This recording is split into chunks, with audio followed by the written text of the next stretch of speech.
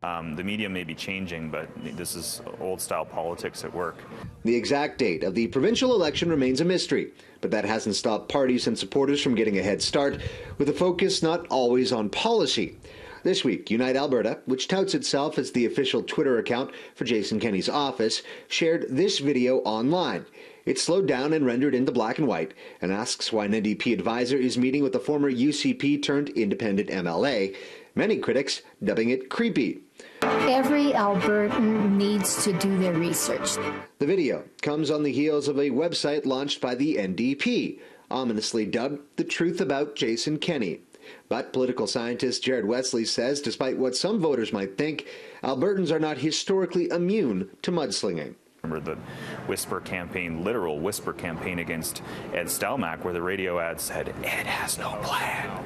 I mean, this really is nothing new. I think negative ads aren't the only tactic under the critical spotlight. The Premier taking some heat online for using a Lethbridge hospital as the backdrop for a campaign-style rally, along with announcing or re-announcing funding pledges. But I think Albertans are now just settling in to being part of the regular Canadian campaign landscape. Governments campaign on taxpayer dollars in the waning days of their government.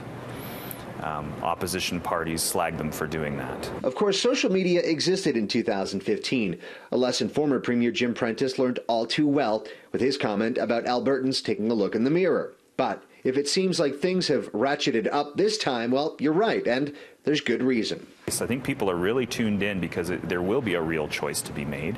And as a result, these kind of online ads are really resonating in a way that they might not have done before. People's Facebook feeds are full of politics for the first time in a while. And given that parties will have to keep their spending capped at $2 million during the election campaign, you can expect the ad and attack blitz to continue in earnest before the writ is dropped. Especially when you have two political parties that are able to raise more money than they can spend during the general election campaign, that means they need to spend it somewhere, and they're going to spend it before the election officially begins. So we shouldn't be surprised to see that parties are taking advantage of the rules that are there. In Edmonton, Cordy Theriault, City News.